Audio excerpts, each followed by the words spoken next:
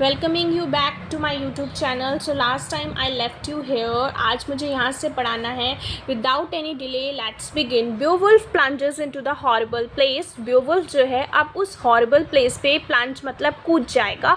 वो जो water body थी वहाँ पे उसमें कूदेगा।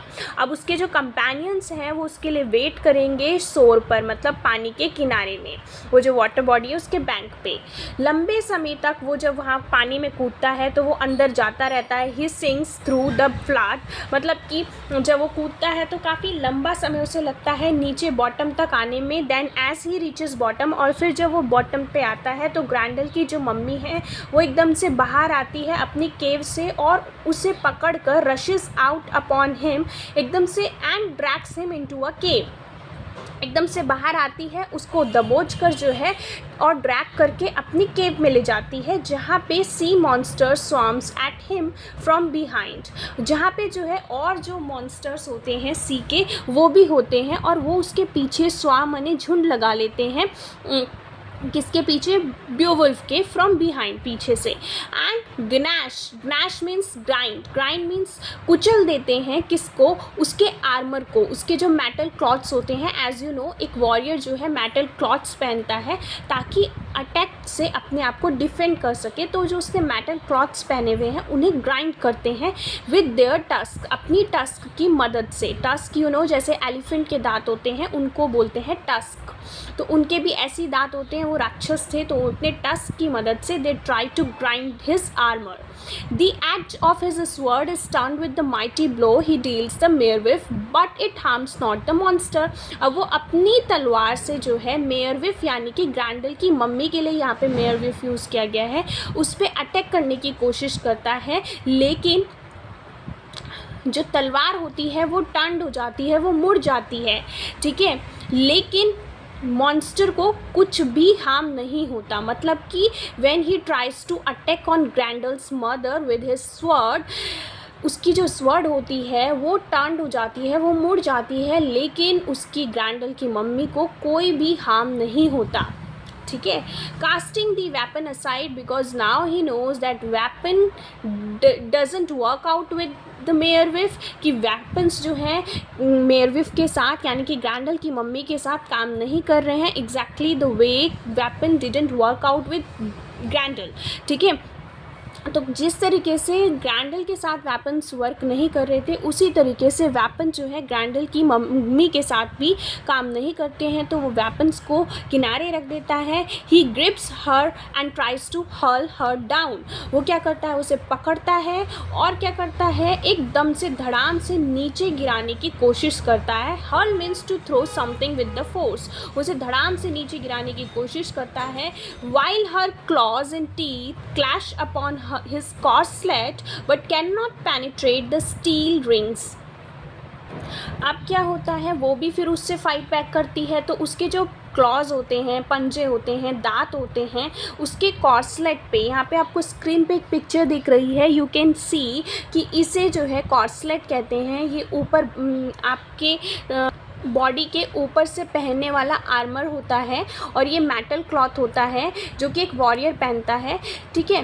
तो अपने पंजों से, अपने दांतों से वो जो है उस पर अटैक करने की कर रही थी कोशिश, ठीक है, जो कि लेकिन जब वो अटैक करती है तो उसके दांत जो हैं, उसके जो पंजे जो हैं उसके कॉर्सलेट से टकराते हैं, लेकिन उन्हें पेनिट्रेट नहीं कर पाते। यानी कि पेनिट्रेट मीन्स उसके पंजे, उसके दांत उसके अंदर नहीं घुस पाते। किसके अंदर? वो जो स्टील रिंग्स, मतलब कि वो स्टील रिंग्स से बना हुआ होता है ना वो जो कॉर्सलेट होता है, क्योंकि वो एक मेटल क्लॉथ है। तो वो ट्राई तो कर रही है उस पर अटैक करने की अपने दांतों से, अपने पंजों से, but couldn't penetrate it. She throws her bulk upon him, crushes him down, draws a short sword and plunges it and at him. But again his splendid Bernie saves him, ठीक है। तो यहाँ पे बोला है, अब वो क्या करती है? वो अपना भार जो है उसके ऊपर डाल देती है। She throws her bulk upon him, crushes him down, उसे क्रश करने की कोशिश करती है नीचे की तरफ, ठीक है। अपनी एक छोटी सी तलवार जो है पास से निकालती है। ड्रॉज अ शॉर्ट स्वर्ड, मतलब अपनी एक छोटी सी तलवार निकालती है और उस पर प्लंज, मतलब कि उस पर मारने की कोशिश करती है। इट एट हिम, उसको मतलब प्लंजेस एट हिम, मतलब उसके ऊपर जो है एक छोटी सी तलवार निकाल के मारने की कोशिश करती है। बट अगेन लेकिन फिर से उसकी जो स्प्लेंडेड, उसकी इतनी ब्यूटीफुल, इतनी एक्सीलेंट जो उसकी बर्नी थी वो उसे सेव कर लेती है। बर्नी फिर से आर्मर है जो कि एक मेटल क्लॉथ है जो कि एक वॉरियर जो है अपनी बॉडी पर पहनता है ऊपर की तरफ, मतलब कि जैसे शर्ट वगैरह पहनते हैं ना ऊपर हम अपनी, तो वैसे ही Burnie is a kind of metal cloth. I have shown a picture on your screen. You can watch it. He is wearied now. लेकिन अब वो थक चुका है। कौन? Beowulf and oppressed. थक गया है और वो उसके ऊपर इतना भार रख रही है, उसको crush, she tries to crush him down and उसने अपना बल्क भी उसके ऊपर रख दिया है, कभी अपनी तलवार मार रही है, तो वो ऑप्रेस्ड और वियर्ड फील कर रहा है। Suddenly as his eye sweeps the cave, he catches sight of a magic sword made by the giants long ago, too heavy for warrior to wield. ठीक है, तो यहाँ पे उसने क्या करा, अब वो जो है इतना थक चुका है, वो चारों तरफ नज़र घुमाता है अपनी केव में और वो देखता है he catches site of a magic sword, वो एकदम से एक मैजिकल स्वर्ड देखता है जो कि जाइंट्स ने बनाई थी बहुत समय पहले। जाइंट्स मतलब कि वो तलवार इतनी बड़ी थी कि मतलब कि बेवुल्फ जैसा नॉर्मल ह्यूमन जो है उसे होल्ड नहीं कर सकता, वो इस तरीके की तलवार थी, वो इतनी भारी और इतनी विशाल तलवार थी कि वो ऐसी लग रही थी कि उसे किसी जाइंट्स ने बनाया होगा, किसी जाइंट ने बनाया होगा बहुत समय पहले, जो too heavy for warrior to wield, एक वॉरियर के लिए उसे पकड़ना और उसे यूज़ करना, चलाना बहुत हैवी था। लेकिन फिर भी स्ट्रगल करते हुए उसने उस वेपन को सीज किया, पकड़ा।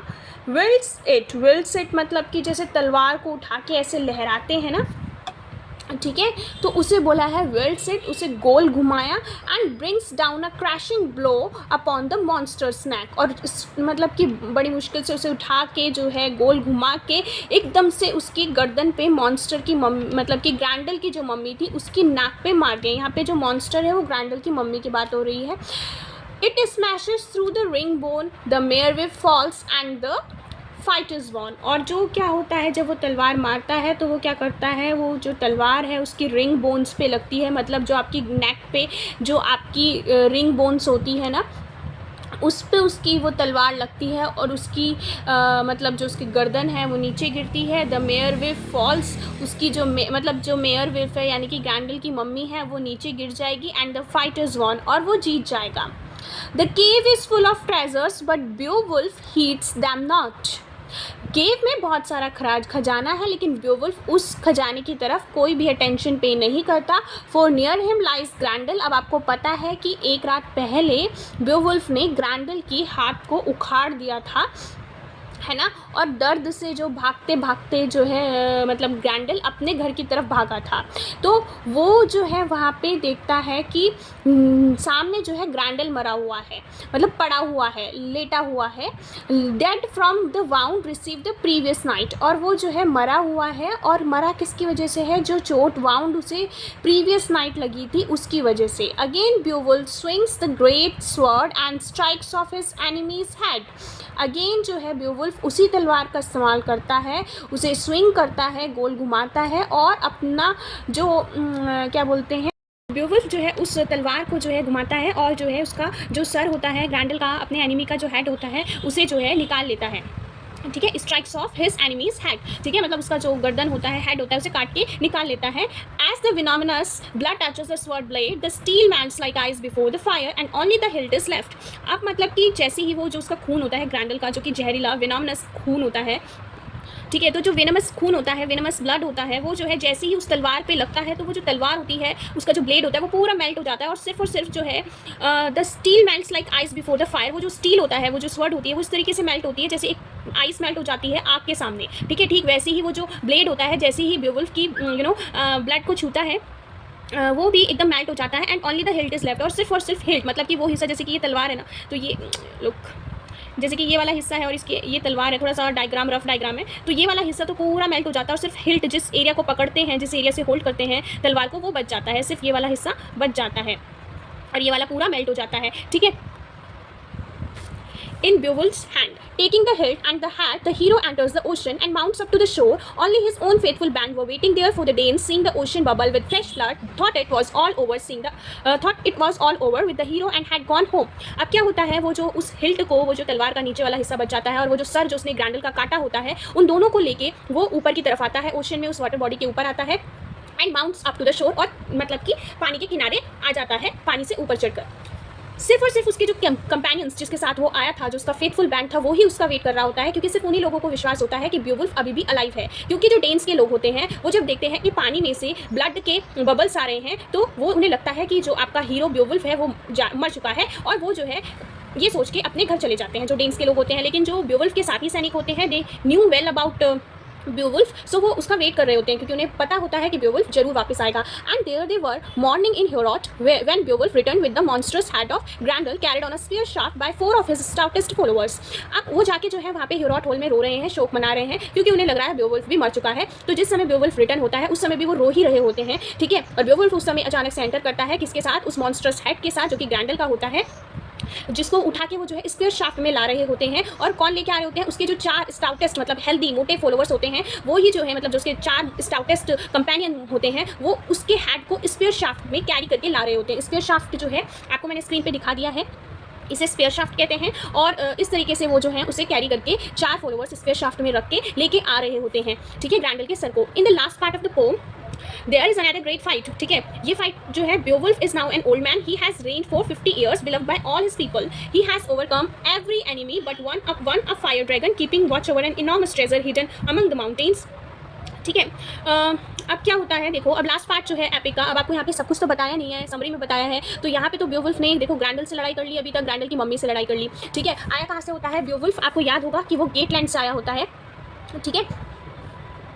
और मदद करने किसकी आया होता है? स्पेयर डेन्स की, ठीक है। अब लेकिन वो खुद गेटलैंड से बिलोंग करता है और गेट्स ट्राइब का होता है, ठीक है। तो यहाँ पे लास्ट पार्ट में जो पोएम की है, ब्यूवुल्फ अब जो है एक बूढ़ा इंसान हो चुका है, बूढ़ा हो चुका है, और उसने 50 ईयर तक रूल भी कर लिया है। किसके ऊपर? गेट के पीपल के ऊपर, ठीक है। उनका रूलर रह चुका है 50 सालों तक, और उसके सारे लोग जो है उसे बहुत प्यार करते हैं। उसने जो है he has overcome every enemy but one, वो सारे जितने भी उसके दुश्मन होते थे सबसे जीत हासिल कर चुका है। लेकिन एक बार एक फायर ड्रैगन जो है, एक ऐसा ड्रैगन जिसके मुंह से आग निकलती है, वो जो है keeping watch over an enormous treasure hidden among the mountains, वो क्या कर रहा होता है? वो माउंटेन में रहता है और उसका जो है बहुत सारा उसके पास ट्रेजर होता है, ठीक है। उसके ऊपर वो जो है नज़र रखा होता है, मतलब वो जो ड्रैगन होता है वो माउंटेन्स में रहता है, उधर की साइड ही जहाँ पे जो है गेटलैंड है, और उसमें जो है उसने बहुत सारा खजाना छुपा रखा होता है उस माउंटेन में, और उस खजाने की वो जो है रखवाली भी करता है। One day a wanderer stumbles upon the enchanted cave and entering takes a jewelled cup while the fire drake sleeps heavily.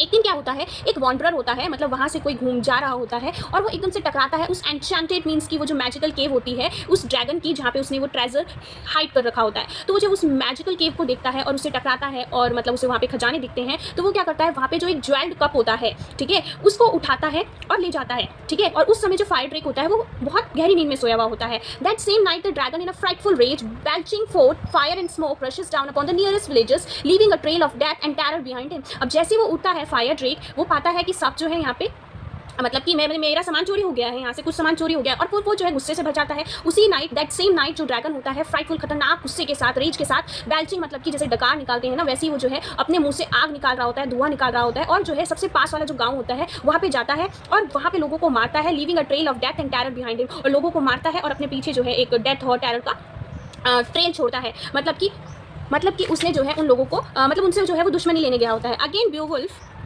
goes forth to champion his people. As he approaches the dragon's cave, he has a presentiment that lurks within. अब ब्यूवुल्फ को जैसे ही पता चलता है कि भाई हमारे इलाके में ऐसा हुआ है, एक ड्रैगन ने आके इस तरीके से रिवेंज लिया और लोगों को मारा है, तो वो क्या करता है, अपने लोगों का मतलब कि goes forth to champion his people, अपने लोगों के लिए लड़ने जाता है। लेकिन जैसे ही वो ड्रैगन की केव की तरफ जा रहा होता है, उसे एक मन में आभास हो जाता है, प्रीसेंटिमेंट आ जाता है कि अब मेरा जो है जाने का समय आ चुका है, मेरी मृत्यु जो है नज़दीक है। So that's all for today. अब मैं नेक्स्ट वीडियो में कंटिन्यू करूँगी from here set on the headlands there the warrior kings, यहाँ से मैं जो हूँ नेक्स्ट वीडियो में कंटिन्यू करूँगी। Thank you everyone. अगर आपको मेरा वीडियो पसंद आया है तो please like the video and please do subscribe to my channel. That's all.